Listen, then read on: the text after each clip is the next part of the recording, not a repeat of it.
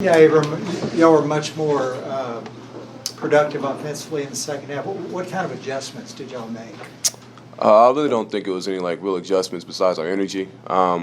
We knew we weren't playing how we were supposed to, so when we got to halftime, we kind of just came together as a team actually, and just try to fire each other up and just rally behind one another. So I don't really think there's really any adjustments besides our energy. What did you see on that 55-yard touchdown run? Big hole, Dillon Doyle right there. So I knew as soon as he ran through the hole, he could have scored if he had the ball. So, I saw that and nothing but daylight in front of me. So, how much of a lift was that? It kind of got y'all back in the game when you really hadn't done anything up to that point. How much of a lift was that? You can see it on the sideline, especially when I come off the field. Everybody's fired up now. The momentum that I felt like it kind of changed right there. Fired a lot of guys up on defense. Kind of showed that, we're going to hold our own on our side of the ball just as much as they were holding their own. Abram not capitalizing on, defense gave y'all 2-3 turnovers, not capitalizing on those, particularly when it was in there. How difficult and frustrating was that? It's very frustrating, as good as an offense we can be, it's very frustrating that we just can't put it together sometimes. But, you live, you learn. It's a lot of things that we can go and fix. Did they do anything to take stuff away from y'all in the first half that maybe you weren't expecting? Or I feel like for the most part we expected a lot of what they were doing based off film and, studying them. I think it's just more of execution. We could have probably did a little bit better there, a little bit more reads on my end when I'm running the ball. And, I just feel like around that area, just the basic, simple things is just what we just didn't capitalize on. Dillon, y'all made a nice rally in the second half. What was behind that, do you think? What would y'all do different? I think there was a lot of strong leadership in the locker room. Gary Bohannon pulled everybody up and said, our first half play wasn't acceptable. We came out really slow, and I thought you saw a little bit of a push from us early in the second half, so we were happy with that, but certainly not the finish that we wanted. Dillon was frustrated. You guys got 2 interceptions on their end and didn't get any points out of it. Was that frustrating, or do you just, kind of take what comes, that kind of thing? Sure, anytime this team doesn't succeed, it's frustrating, but we have a lot of stuff to clean up defensively. So it's not an offense or a defense thing. It's a team thing. Baylor lost this game today, so yeah. Did you feel like you were just in good spots for those interceptions, or were y'all reading the ball well? What'd you think?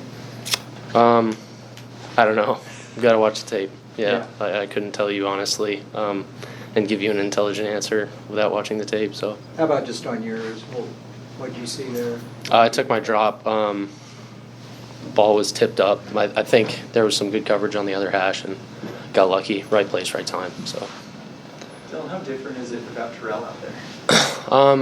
There's certainly more of the communication falls on my shoulders, but those other guys do an unbelievable job. Matt Jones. I spoke to Matt I spoke about Matt last week. He does a really good job preparing. We spent a lot more time together this week. Usually it's me and Terrell preparing together, but it was me and Matt this week and Will and Brooks, and so proud of how those guys prepared, but it just wasn't enough team football today. So. How much more different was playing in this atmosphere versus any you guys have played in so far this season?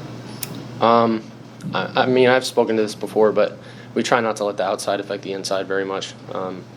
We came in here and we have the same goals as any other game. We have the 7 commandments and we try to follow those, and we didn't follow those today. So I don't think it was necessarily the atmosphere. There were a couple false start penalties, but I think that probably comes with any away game. We have to get back together and kind of recuperate a little bit and learn from this loss. And I think hopefully it'll be good for us moving forward. So. Their running back, Jalen Warren, he's a real workhorse. What did you see from him, just his style, the way he plays? Yeah, I was impressed with him. We knew what he was coming into the game. He's a one-cut guy. He gets upfield fast, and if you're displaced, then he'll punish you for it. And we just didn't do enough things today to be successful. and we talk about the run fits and having a guy in every gap, and we didn't do that every time. And so, just getting back together and working on that, and it really just comes down to assignment football, playing team football, and working together to reach that common goal. So, Dillon, how much fun was that on the play where you were in there as the fullback and the lead blocker for Abram? What was that like for you? Yeah, I don't know if fun is the right word. It's certainly fun afterwards when you're celebrating a touchdown, but when you're in there, you're just focused on doing your job, not letting the guys around you down. That's really what it comes down to. And you don't really have time to think about it. They say, all right, whatever, personnel, and you're on the field, and it's game time. So I don't know if fun's the right word. How much of a lift was that play just to kind of get you're down 14-0 and all of a sudden it's a one-score game? Yeah, at halftime it was 14-0 and we're talking about pound the rock, pound the rock, pound the rock, like you don't know when it's going to break. And we felt like we saw a crack on that play, and that was definitely a positive sign. But we just got to keep swinging, and we didn't do our job today, but we can continue to work and do our job in the future, and so that's kind of the focus moving forward.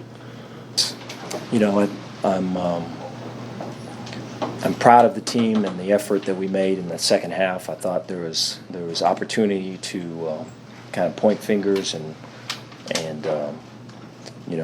or have flashbacks to maybe the year previous.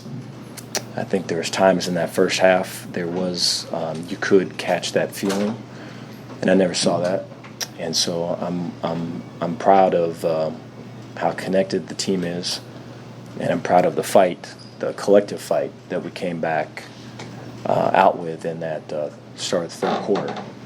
And the points we were able to put on the board and some of the stops we were able to make. I'm very disappointed in just our competitive maturity. I think we're at a stage right now where something that we talk about and something that we give examples about and something that is very important, central to us, is not showing up. And so it's something that I take as a heavy blow, and it's something I'm very committed to improving. We've been talking quite a bit about how something like this is going to cost us a game, and it just did.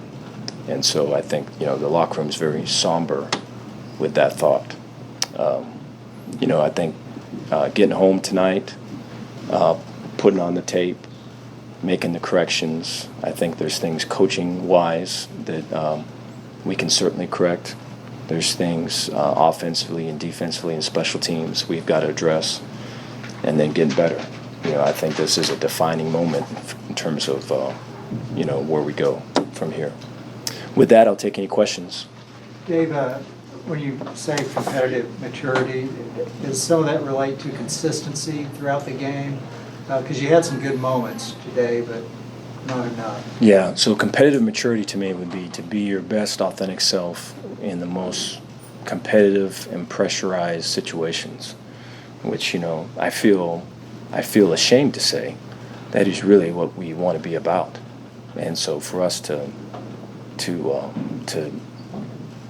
not be that is a dig, And so I think I can point back to our game versus Kansas where I thought there was opportunities to do stuff after the snap or after a play, and we were able to not do that. And you go back and the score of the game and the flow and the rhythm of the game was not anything to where there was you were feeling pressure or any of that. And so you get to a spot where when things are good, things are good. When things are bad, they're bad. And so I think we have to be our best when things are in tough spots. And so we'll continue to work on it. Dave, was it a matter of execution in that first half, or did Oklahoma State do some stuff to take things away from you with their defense? Or? I thought initially, so a lot of 9-man fronts with both safeties really close to the ball, and knowing that going in, and then depending upon formations, that could be 10-man fronts, that could be, 7-man fronts, depending on, guys in and out of the formation. So the thought was to ID guys and get your combos off, and then get, Ebb or get Abram with some grass with a one-on-one on a safety, and then go. And there's cracks also involved as well.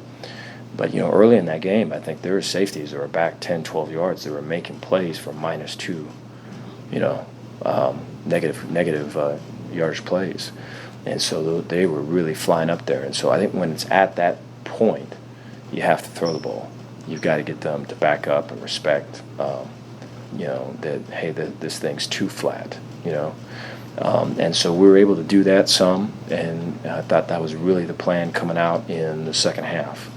And so I think, going back to the start of it, right, there's a couple balls I thought that we had a chance that we didn't finish, and I think all those things play a part in what the running game looks like. Dave, do you know when Terrell will be back? Our hope is that he's back for next week, and so that was the plan. There was a slim chance to have him for this one, and I think he was prepping for it. And Terrell's heart is full of gold, man, so he was all about it. And I think in looking at it with everything, next week made the most sense. So we're aiming for that. And how did you feel like Matt Jones did moving in there? I thought Matt competed. I think Matt showed great effort. I thought, there's things that, he's been around the block in terms of positions, and so for him to attack the week like he did, I'm proud of him. I'm very disappointed at the end with Matt. I just think, you talk about competitive maturity. That's something that's not reflective of him or us, and so there's an opportunity to learn and grow from that. Dave, that obviously the big touchdown run. Talk about that. And you guys have been consistent about going for it on 4th down. Any hesitation there at all? I mean, you were, I think, at your own 45, but obviously hit it big. Yeah. No, I know. There's, we were able to still continue to be aggressive with that. I think that's important. I think, to give your offense a chance to score when there's limited.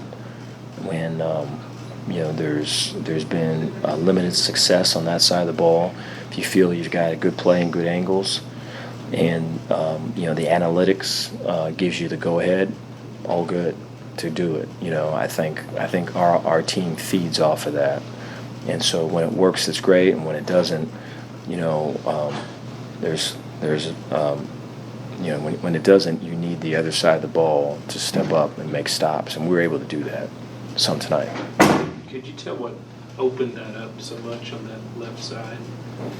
Well, we had, we were in 22 personnel, and so we had a fullback lead up, and, I think, if I remember right, the defense was shooting gaps, and so there wasn't really a second-level player.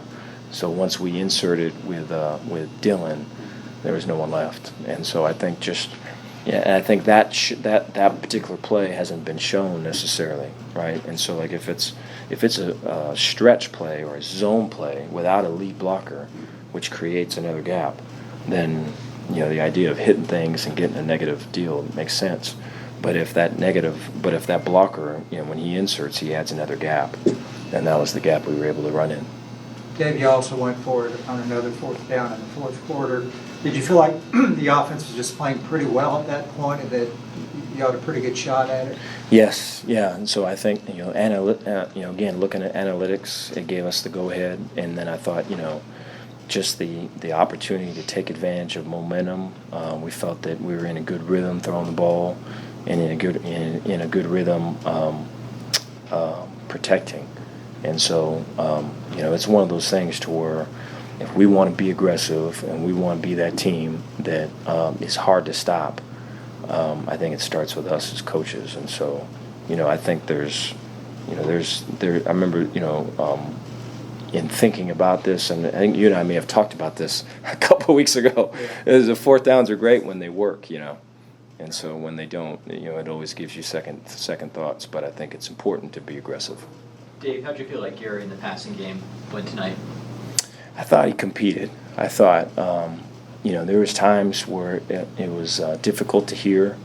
I think it was times where, we're changing up our signals because we don't want anyone to get them.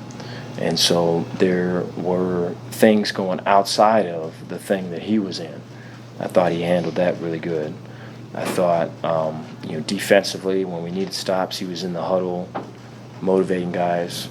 When we needed to start a drive on the start of that third quarter, he's taken it upon himself to run the ball.